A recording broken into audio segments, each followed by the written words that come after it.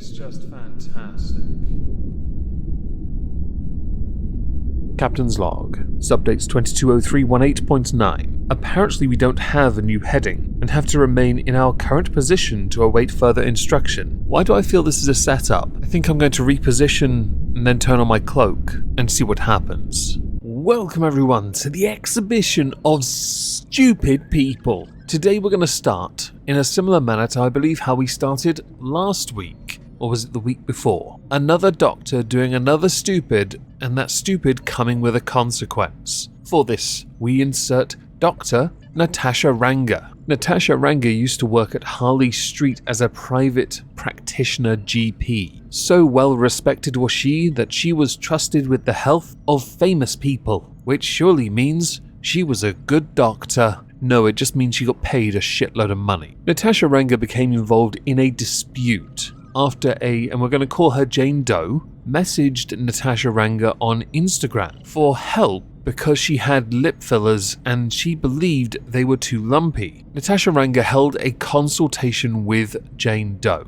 and ended up agreeing with the complaint. Natasha Ranga then advised Jane Doe to go to the General Medical Council with her concerns because a surgeon goofed. Them lip fillers, yo, be plumpy lumpy. No one likes lumpy lip fillers. Makes you think of lumpy porridge in someone's lips. But this is where the story takes a swerve. You see, Natasha Ranga believed that she needed guidance, but also as a professional courtesy, she decided to reach out to the very surgeon who did the lip fillers, who is being known as Dr. D. I assume the rest of his name is Disrespect. To tell Dr. Disrespect about this and his lawyer that the woman had no abnormalities. Can anyone see this ending well for Natasha Ranga? When Jane Doe inevitably found out, yes, she was a tad devastated by this. So she decided to lodge a complaint against Natasha Ranga. At the Medical Practitioners Tribunal Service, Natasha Ranga was found guilty of dishonesty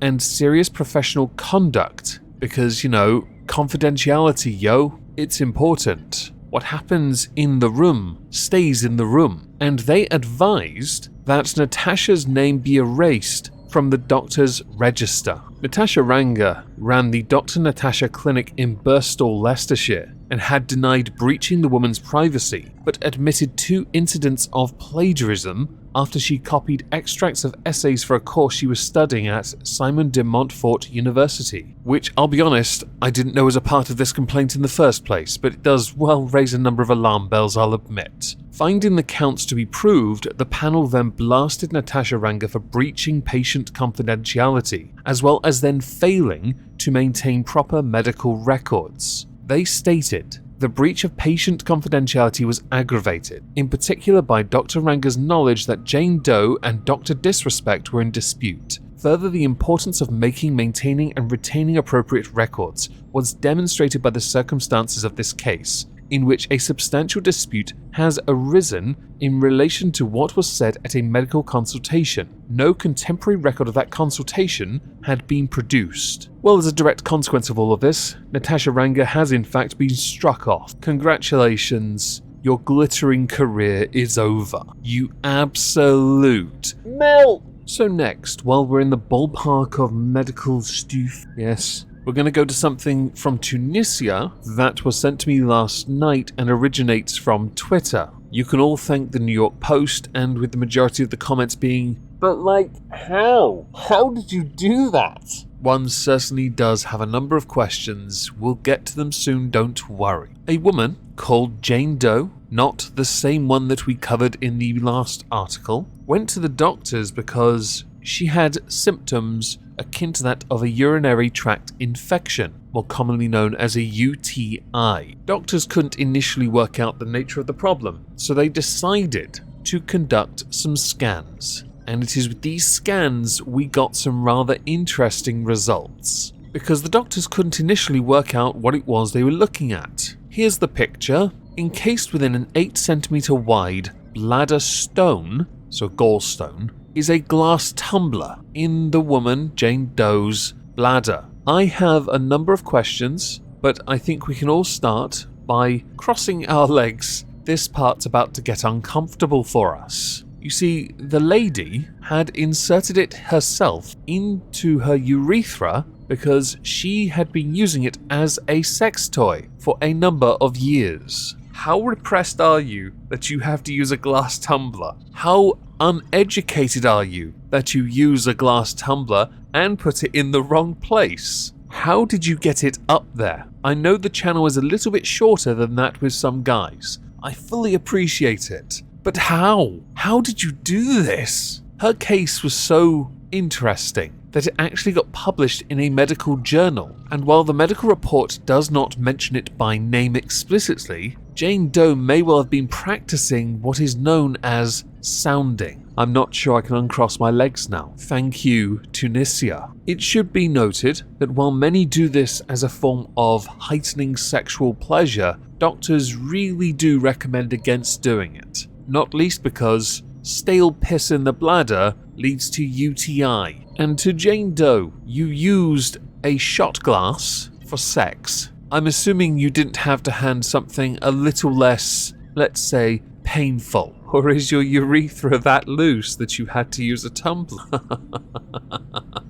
Because that's how it works. Consider this part a disclaimer. While I am not a medical professional, I would defer to medical professionals who do not advise in favor of doing such things. Please consider how your body's going to react. But also, if you do something like this against medical advice, please then go and get medical advice when something gets stuck up there or in there, which leads to other problems in the future, not least the embarrassing case that ends up getting published in a medical journal. There are levels to stupid people, and this one comfortably raises the bar just a little. And when you go to Tunisia and see a shot glass, do not think to yourself, well, when in Tunisia, let me just stick that up my... No, naughty. In an attempt to move away from these topics that are not remotely ad-friendly, let's now talk about coronavirus. More notably, we're going to go to the American state of Georgia, where a 31-year-old man called Vinath Udomsine has gotten himself into a bit of trouble. You see, Vinath applied for the COVID-19 relief loan from the Small Business Association. His claim was that this loan was desperately required for an entertainment services business. He received, because of his application, $85,000. Well, this was a lie. In fact, Vinath had actually lied on his application, and he spent $57,789 of that relief money to buy something quite valuable. Now, by all means, work out what it was. A fragment of a Fabergé egg. Maybe he had Salt Bae shipped over to make him a tomahawk steak in person. Maybe he went and got himself some really top-end caviar. Or maybe, just maybe, he bought himself a nice new car. Desperately required for his business, of course, as he needs to go to and from various locations as a gigolo. If you thought any of those were plausible, you were all incorrect. In fact, Vinath actually spent all that money that I earlier referenced on a Charizard Pokemon card. The crime, for those who don't know, is called wire fraud. It is in fact what he was charged with by the US Attorney's Office for the Southern District of Georgia. Congratulations, young man. I say young because you're 5 years my junior. That counts.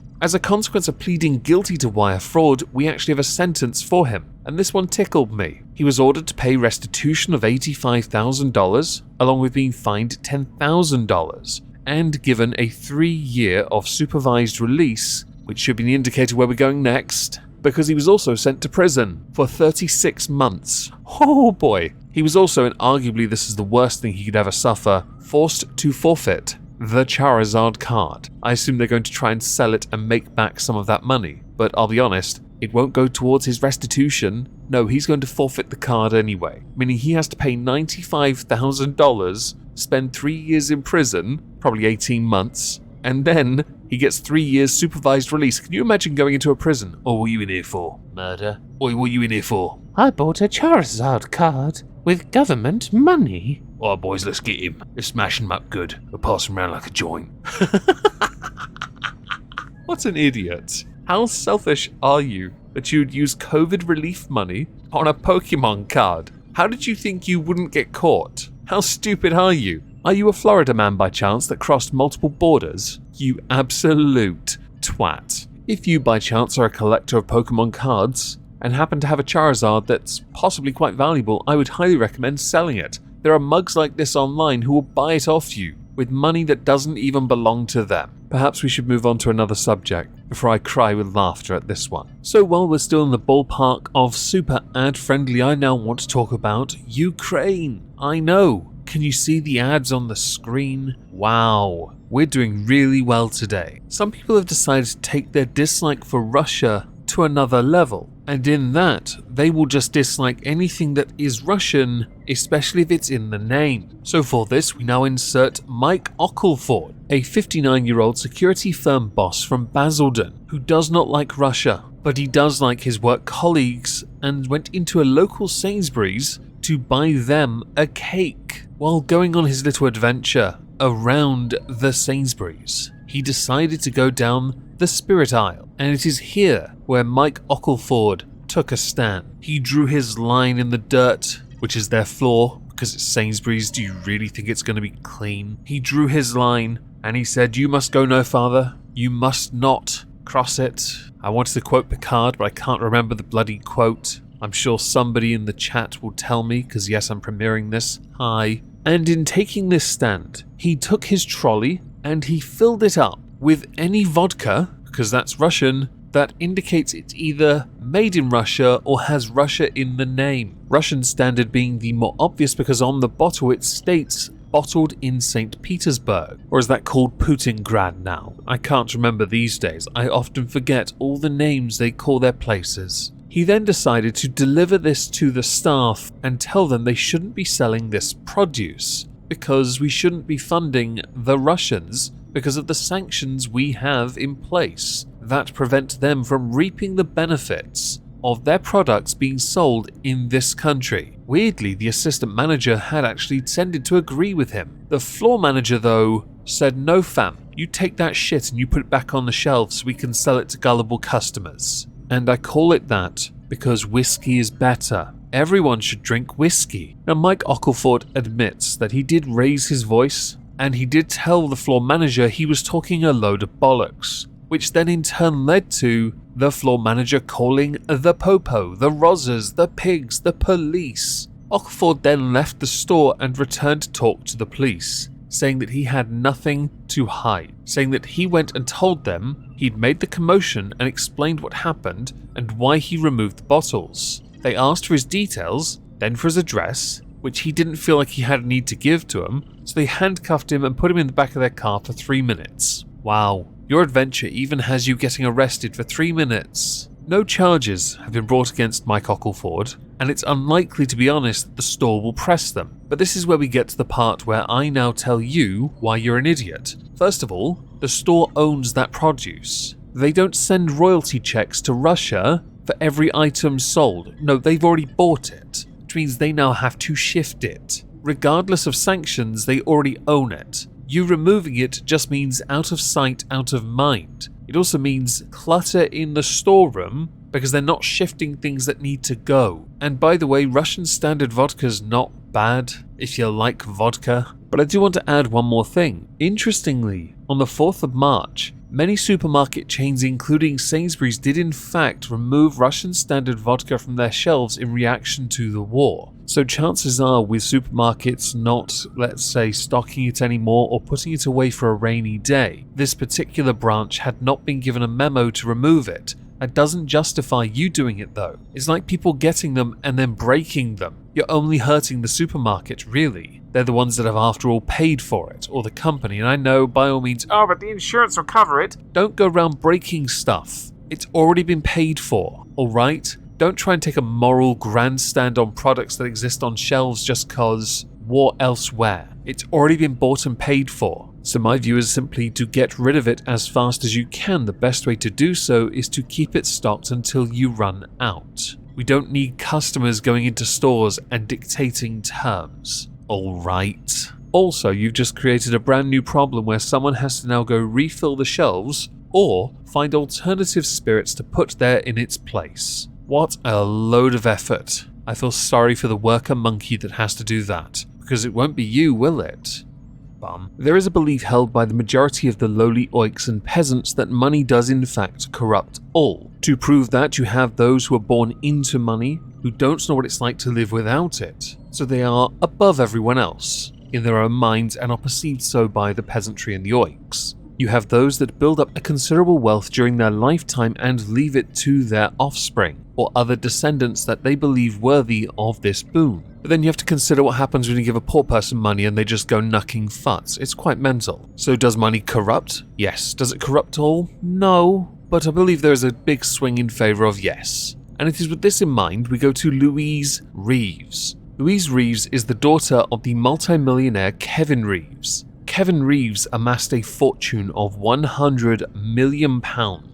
Congratulations, Kevin Reeves. Sadly though, Kevin is no longer around. This man went from being an orphan to owning vast swaths of property, something truly humbling and inspiring. In his original will, he had left equal share to his 3 children, with £10 million going to other people. In 2019, he passed away. When his will was read out though, things were a bit sus. And they were a bit sus because Louise Reeves got left 80% of it. One of the sons was left £200,000 worth of possessions, which understandably led to a bitter feud. It led to a feud because, and it came out in court, what Louise had done. At some point in 2014, Louise had managed to convince her father, who was considered fairly illiterate, to make amendments to the will where she was the sole beneficiary, which in turn meant that there was no way for Louise to actually prove that Kevin knew and approved of its contents, which as a consequence, and yes there are some, meant that the original will had to be enacted.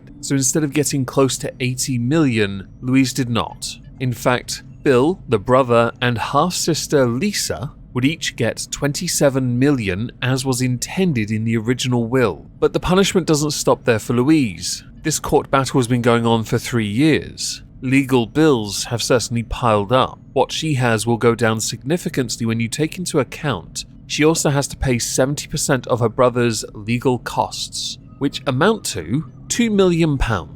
So let's say all 3 got 27 million. She just had to pay 2 million for that. If she paid for a decent lawyer on her part, more than likely she lost a couple more million as well. So her 27 million, her share anyway, has just gone down to 23 at least. Congratulations, you selfish cowbag. It might be because I come from a place of I couldn't care less about money. As long as I can pay my bills, I don't really mind too much. Although I do have a nice guitar collection. But it might be because of that I don't generally get bitter about other people having money that I don't have. I'll just shamelessly say now, give me all your money. Because that's the best I can do. I am not going to promote myself any further, and if I'm premiering this and someone does that, 10 points to your Hogwarts house. The really interesting thing about this story concerning Louise Reeves is that she was still going to receive 27 million, but to her that wasn't enough. She had to shaft her entire family for money. Blood is supposed to be thicker than water, but to you, a pound note is more valuable to you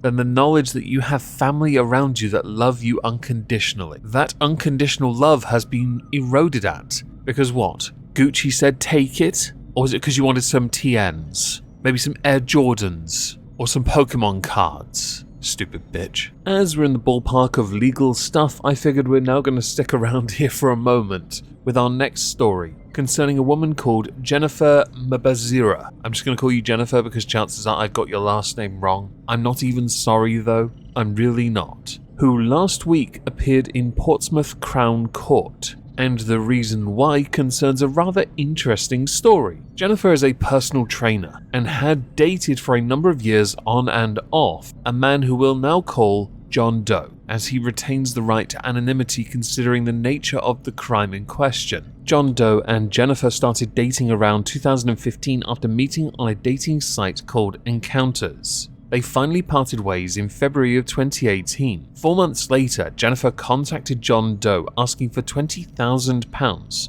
as a loan to support a business that she was starting up. He had, John Doe, declined doing this because he believed it was not a good idea to be in a business relationship with somebody that he was no longer in a relationship with. However, he did decide to offer her £2,000 as a goodwill gesture. In November of 2018 though, she was not best impressed with this, and decided to send him an email indicating how upset she was by their relationship coming to an end, and that she felt he was in breach of a verbal contract to help her, a gentleman's agreement, huzzah and all. In further emails though, this is where it escalates. She decided to make allegations of sexual acts that she said were degrading in their relationship, with her going on to say that she had been mistreated because she was living a life of poverty with her son while he enjoyed a life of luxury and did not want to assist her. If that child is not his, he has no legal obligation to help, but alright. Months later, Jennifer sent an email to John demanding £10 million,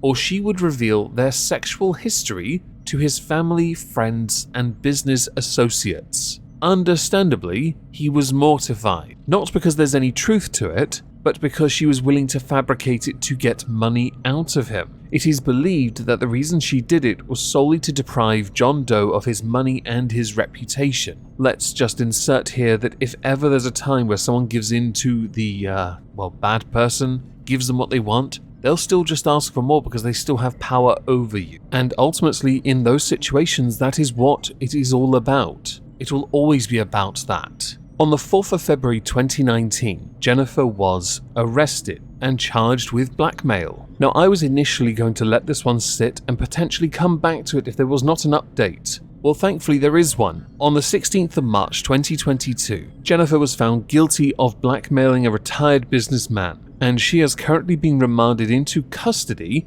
with it being highly likely that she is going to go to jail over one incredibly stupid decision. And I just want to insert this now. There's a level of entitlement that is involved in this case, but it is an entirely individual entitlement. You have a son, you have a kid to look after, and you are essentially screwing them out of a mother because you're not going to be there for them. And because this is not one of those typical Halls of Injustice topics, it's interesting, but it's not worthy of an entire video on its own. I will let you know about the sentence, which happens next month. So perhaps now we should go on to really stupid and really cringy subjects, because I've got two for you, and the first one's Prince Harry. As many of you will undoubtedly know on this channel, I'm not a big fan of Meghan Markle and Prince Harry, since they stepped down as senior royals, taking their title and everything else with them on a jaunt over to America, staying in a Russian oligarch's home in Vancouver. Yes, there's no hypocrisy there, don't worry, we'll get to it in a moment. They have decided to essentially spend their time promoting ludicrous and nonsensical ideas and ways of living, while preaching about how they hate the media to then simultaneously use the same media to promote their own brand. They have accrued a considerable fortune from exclusive deals with Spotify and Netflix,